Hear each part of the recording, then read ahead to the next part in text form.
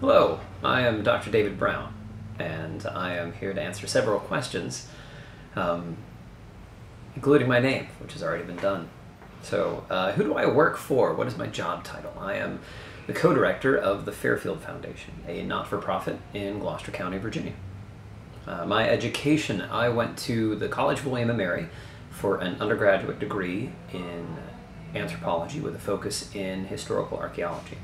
I went to the University of Massachusetts, Boston, and got a master's in history with a focus in historical archaeology, and then went to the College of William & Mary once again and got a PhD in colonial American history.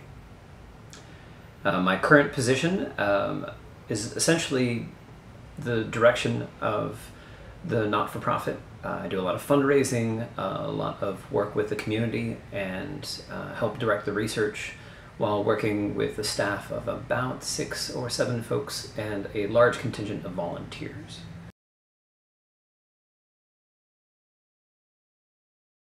Favorite part of my job? I'd say my favorite part is working with the public. I get to engage with them on an almost daily basis and not only share what I've learned, but also learn from them, and it's probably the most rewarding part of my life. Outside of like family and children.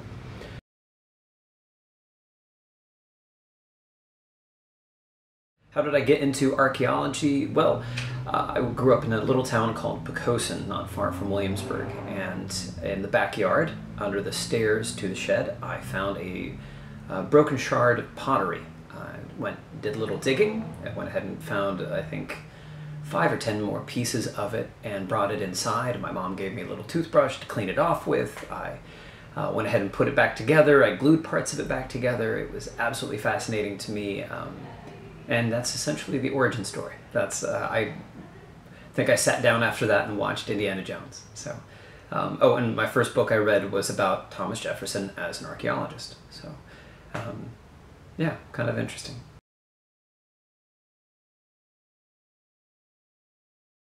Field school. So when I was a kid, my parents didn't believe me that I wanted to be an archaeologist since I was 5 years old. They said, prove it. So they paid for me to take a field school with the Colonial Williamsburg Foundation at a site known as Rich Neck, which is not too far from Colonial Williamsburg. So I had such an amazing time there, learning from folks and seeing an amazing colonial site, being a part of an excavation that definitely set me on my way.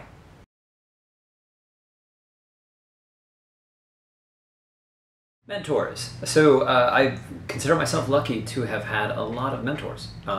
As an undergrad, I was able to learn from Dr. Ted Reinhardt and Dr. Don Linebaugh, Dr. Dennis Blanton. I worked a lot with Dave Maraca and the archaeologists at the Colonial Williamsburg Foundation. And then in graduate school, I worked with Dr. Stephen Mrzowski at UMass Boston and Dr. Jim Wittenberg at the College of William & Mary. And many other folks who I'm just very lucky to have learned from throughout the career so far.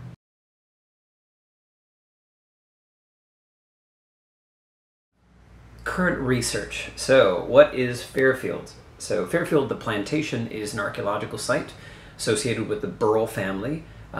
They patented it in the 17th century. It becomes the property of the Thurston family at the end of the 18th century, right after the Revolutionary War. During both families' ownership, there are hundreds of enslaved Africans.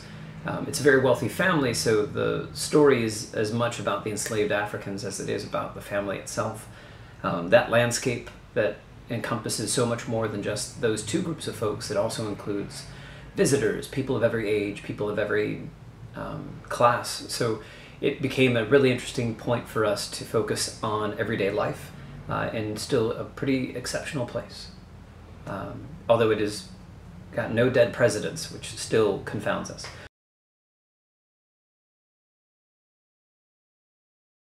What is Fairfield the Foundation? Well, the Foundation is a not-for-profit.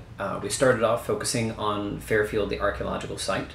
The site was mostly an architectural ruin, nothing higher than your ankles, but it gave us enough of a clue of what was there and had so little done to it that we knew the archaeological integrity would be intact and would provide us opportunities to engage the public, bring them out to the site, And over the last 10 years, we've seen the intrigue in what we do and what archaeology can do with a community, kind of building a sense of community, that we converted our organization to a regional group. So now we serve 6 counties on the Middle Peninsula, as well as the surrounding areas, Northern Neck, Lower Peninsula, Eastern Virginia, and do public programming all over. So it's taken the same philosophy that we've developed at Fairfield. We still do work at Fairfield. It's still planning to be the park that we're opening up to the public in the near future. But now we extend even further to help other groups.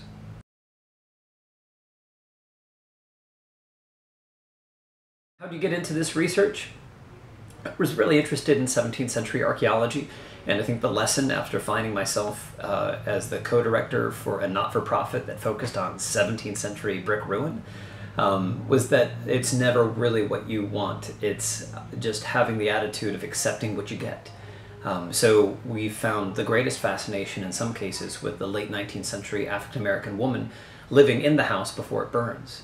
Her material culture is fascinating, and so for us, it's the right kind of challenge to put us out of our comfort zone, to have us realize that perhaps our greatest contributions are in the areas that have been seldom looked at. And I think this is a great opportunity at Fairfield to do that with parts of history that just simply never get talked about. Our first exhibit was on the women of the plantation, and still, even 20 years later, it's one of the lesser known elements for plantation life in general, and I'm optimistic that that will change and that we can be a small part of that change.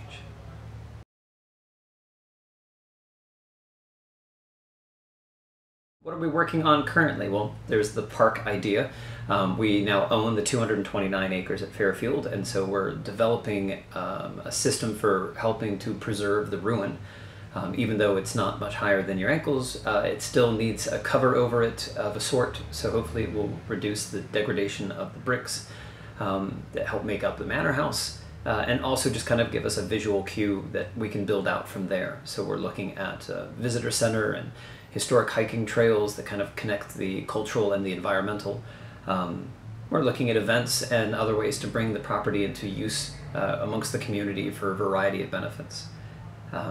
We're also working on the restoration of a nearby house within the new state park, a kind of a public-private partnership of sorts with the state, in which we'll restore the house and include exhibits that expand on the work that the state park is doing, offering a lodging opportunity and kind of keeping our efforts and programming connected with the park intrinsically. So that, to me, sounds really fun.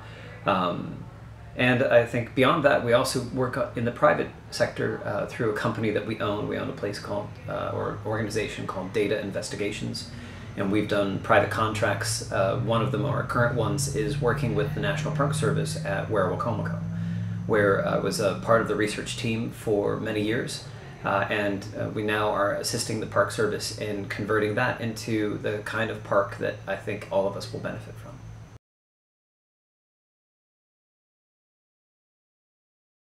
So, well, what are you hoping to learn, and what are your next steps? The park issue is a big deal for us. I think it'll be interesting to see what happens when we're offering regular opportunities for the public with no training whatsoever to come to the site and work hand in hand with an archaeologist, a professional archaeologist, who will instruct them as to the process of archaeology. This is not a training exercise, this is an introduction. And we think that we can engage people and they can find a real connection with the discipline if they have a better understanding or an empathy for what it is to do the work. The value that comes from it, the thrill in the field, but also in the lab and in the research that we do after the fact. We've done it for 20 years and it seems to have worked great, so this is kind of just upscaling it, figuring a new way to do it with a larger audience. Volunteer opportunities, perfect segue. How can people keep up with the progress? Well, if it was a normal world right now, I'd say you should join us every Tuesday evening for our lab nights at the Center for Archaeology, Preservation, and Education, which is the CAPE, is a shorthand for it, just to confuse New Englanders. But also, it's the name of the building that is at 6783 Main Street in Gloucester. It's a converted Edge Hill Texaco service station, and it's a perfect venue for us to share archaeology with the public. There's also dig days. We're at a lot of festivals, which of course have now all been canceled. But we're looking forward to hopefully next year returning to normal, and at that point continuing to share all of the amazing discoveries, both on the artifact tables that we bring out to show people what we've found elsewhere, but often we're able to go ahead and incorporate an ongoing excavation on the site where the festival is taking place, learning something and bringing attention to those valuable archaeological resources.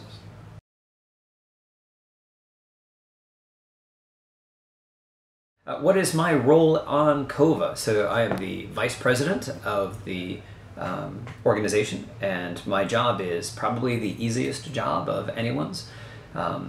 I simply wait for the President to tell me what to do. I give sage advice, and I try not to take on any more responsibilities than absolutely necessary. But I am the chairperson of the Threatened Sites Committee, and that's something I hold dearly. Because I see the real value in contributing funds towards groups that will then pursue recovering the information that we can from sites that are threatened, or looking into ways to preserve sites that might be threatened so that they can be there in perpetuity.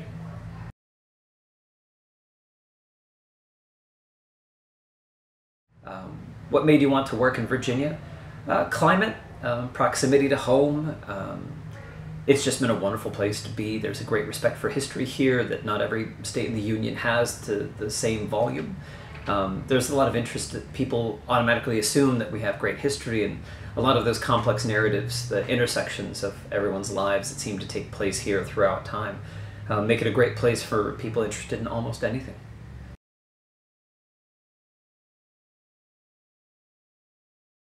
Most interesting thing you've found? So a lot of people ask me this, and I don't really have a stock answer. I have a couple of different ones that are in my kind of top 10. I'd say the most interesting thing that I want to find, that there's a good chance I will, is a piano that's at the bottom of the cellar at Fairfield. So we haven't excavated into the manor house, but can you imagine how awesome it would be to excavate a piano? So I'll leave you with that thought. That's the kind of thrill that keeps me going on the darkest of days.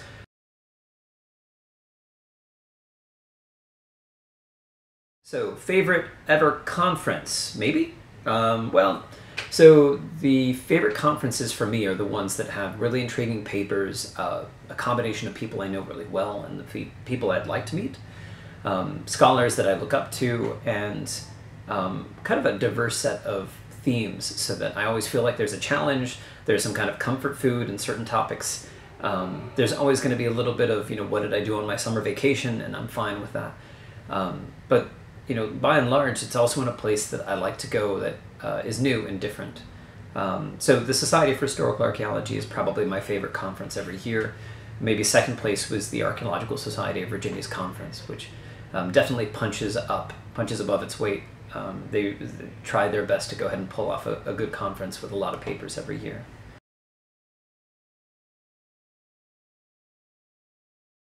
Most rewarding part of my role in CoVA. So CoVA is just a fantastic organization for professionals mostly, but also some avocationals to kind of gather and talk about some of the more meaningful elements of what we do on an everyday basis. It feels like what we talk about is really meaningful. So it's methodology or it's ethics. It's the current events, what we should all be kind of gathering together and mustering the power that we have, limited as it may be, to the greater good. And we have a sense that we're not alone. That kind of community is extremely important for us, particularly because we're not kind of a life-saving industry. We are one that adds to quality of life and it informs. And I'm really proud to be a part of it.